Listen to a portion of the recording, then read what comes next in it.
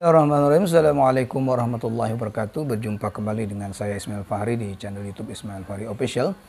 Perjumpaan kita kali ini masih meneruskan materi pembelajaran kita tentang Qawaidul Lughah Al-Arabiyyah.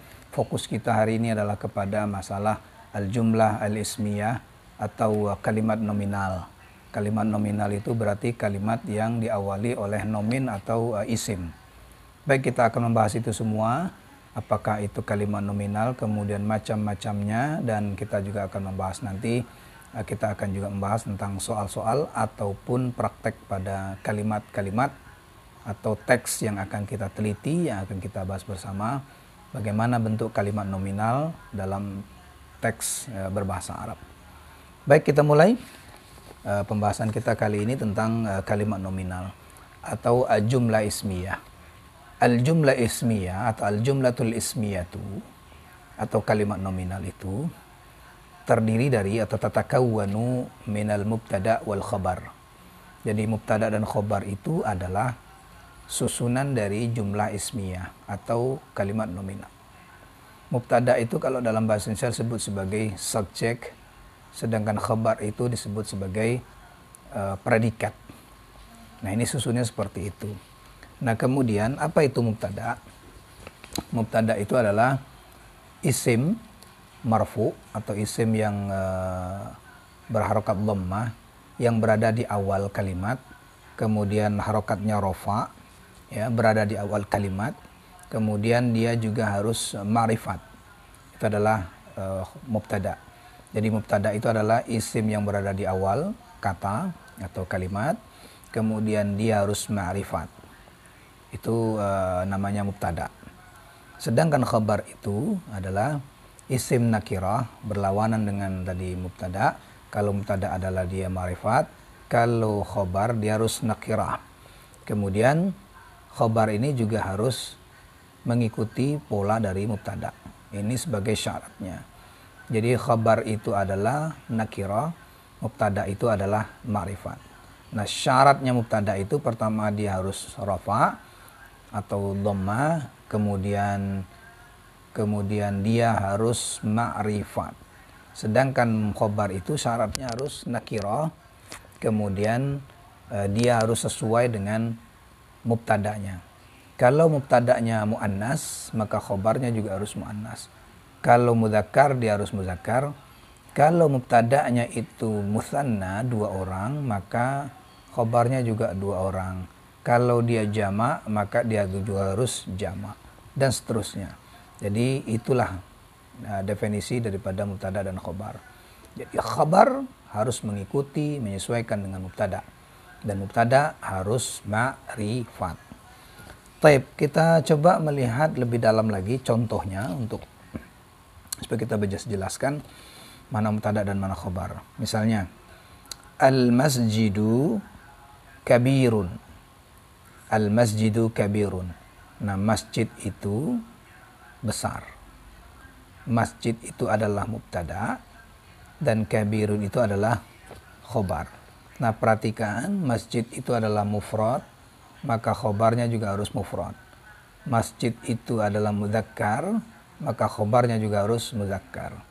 Kemudian masjid itu adalah ma'rifat pakai alif lam, maka kalau masjid itu juga dia adalah mudzakkar, maka dia mudzakkar.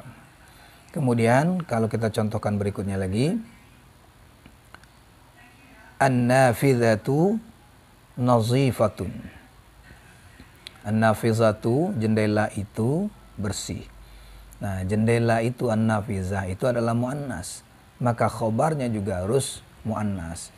Jadi khobar itu mengikuti, dan perhatikan juga khobarnya itu adalah nakirah, tidak ma'rifat, ya. Yang ma'rifat hanyalah mubtada, sedangkan khabarnya adalah nakirah.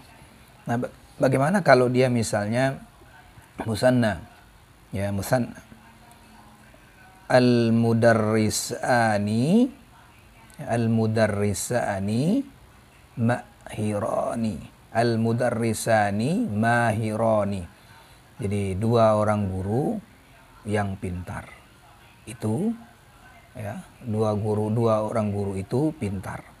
Nah, dua orang al-mudarrisani.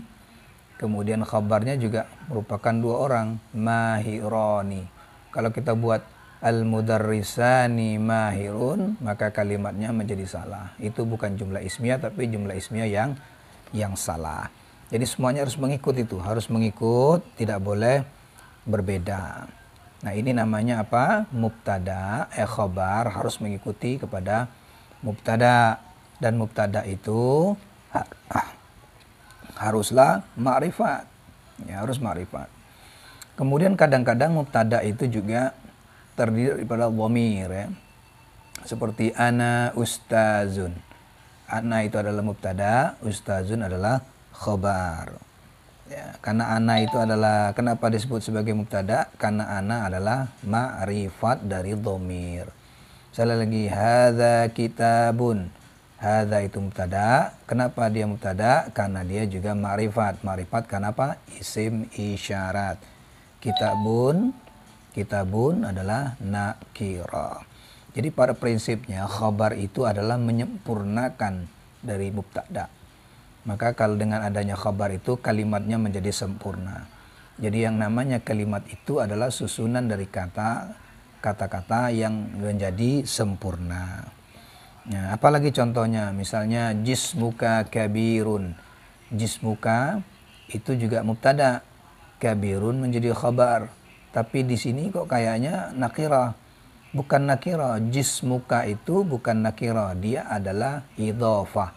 Idhofah itu masuk kategori ma'rifat. Ingat, isim ma'rifat itu ada 6 macam yang sudah kita pelajari. Nah, salah satunya adalah idhofah. Jismuka itu adalah mudhaf dan mudhafun ilaih. Itu gabungan antara jismun plus dengan ka itu adalah dhamir. Jismun, dhamir itu adalah ma'rifat. Sedangkan jismun itu adalah nakirah. Ma'rifat, nakirah, ketemu dengan ma'rifat, itu jadilah dia idhofah. Nah, itu rumusnya. Nakirah plus ma'rifat, jadilah dia idhofah. Maka jismuka itu adalah mudhaf dan mudhafun ilaih, dia menjadi mubtada. Kabirun itu menjadi khabarnya. Nah, begitu kira-kira itulah contohnya bahwa mubtada khabar harus sesuai dengan mubtada. Oke, kita lanjut sekarang, fokus kita kepada khabar. Nah, khabar itu terbagi kepada 3 bagian. Ya, ini sekarang fokus ke khabar. Kalau mubtada saya kira sudah selesai, kita masuk kepada khabar. Nah, khabar itu ada 3 macam. Ada khabar jumlah, ya. Ada khabar mufrad, ada khabar jumlah. Jumlah itu dibagi 2, yaitu jumlah ismiyah dengan jumlah fi'liyah. Kemudian yang ketiga ada khabar dari syibhil jumlah. Nah, apa itu khabar mufrad? Khabar mufrad itu artinya khabarnya itu cuma 1 kata saja, 1 kata. Ya, contohnya at-tilmizu mujtahidun, atau at-tilmizani mujtahidani, atau at-talamizu mujtahiduna.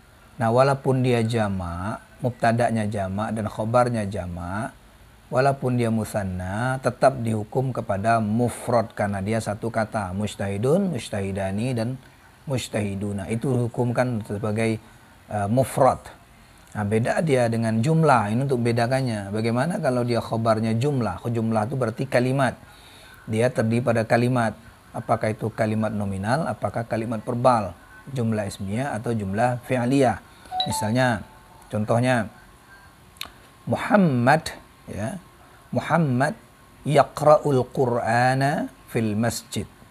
Muhammad itu mubtada, yaqra'ul Qur'ana fil masjid itu adalah jumlah fi'liyah. Kok bisa disebut jumlah fi'liyah?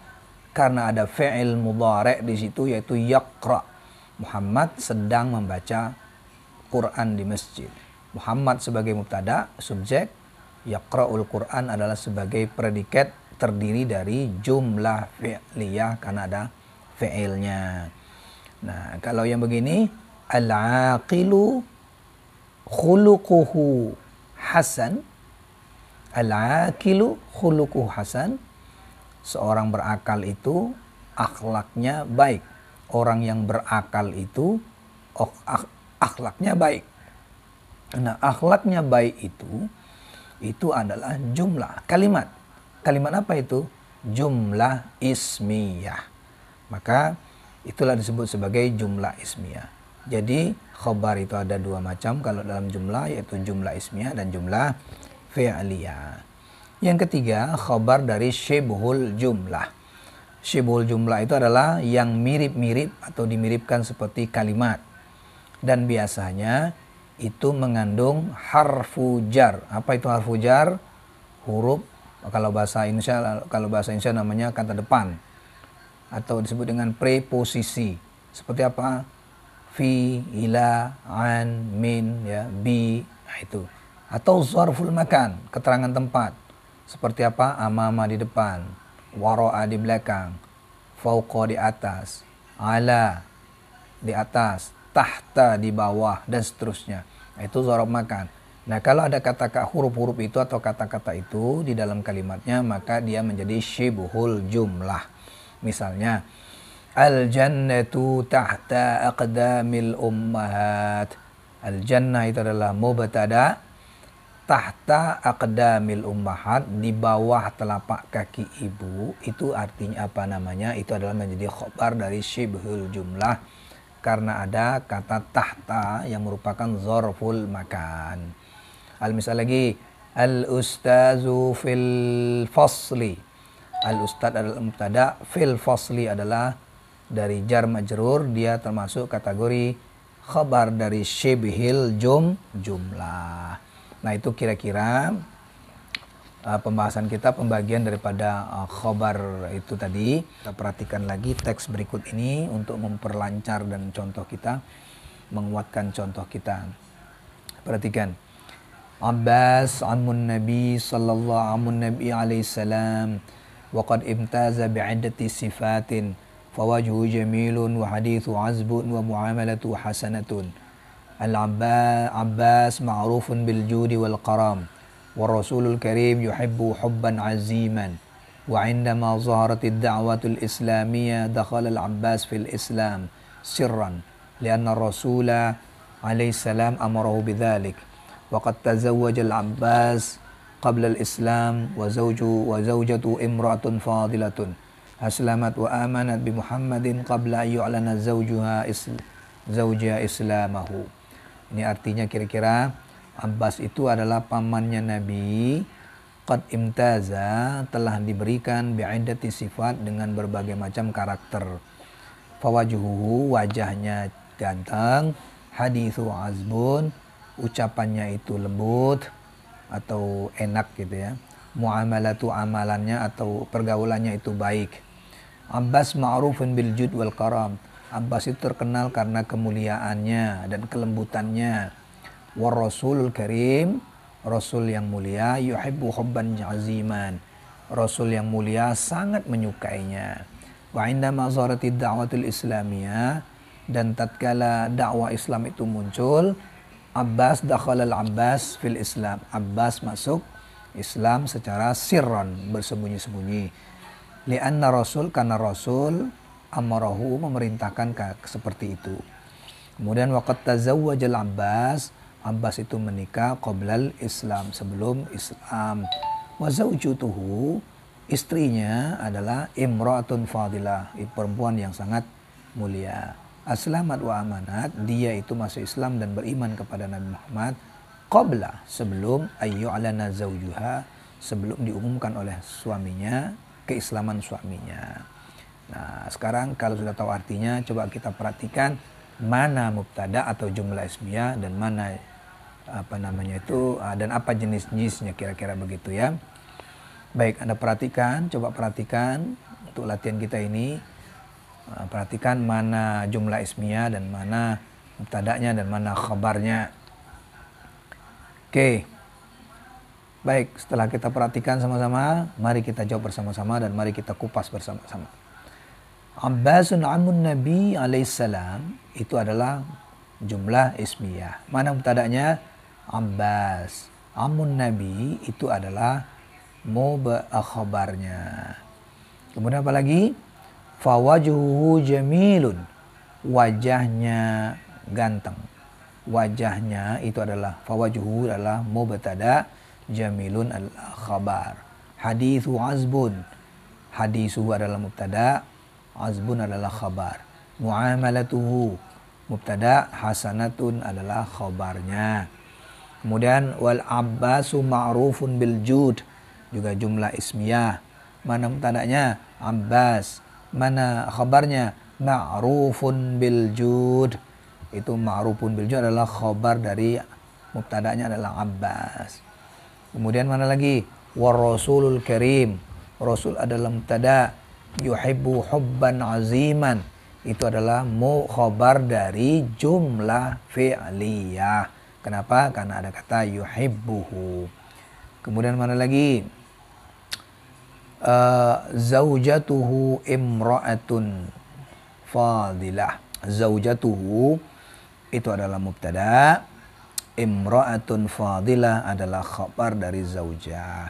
Nah, itulah kira-kira khabar mubtada yang kita belajar atau jumlah ismiyah yang kita pelajari. Saya kira cukup sampai di sini penjelasan kita. Terima kasih atas perhatiannya, mudah-mudahan ada manfaatnya dan mudah-mudahan bisa menambah pengetahuan kita masalah al-jumlah al-ismiyah. Terima kasih atas perhatiannya. Assalamualaikum warahmatullahi wabarakatuh.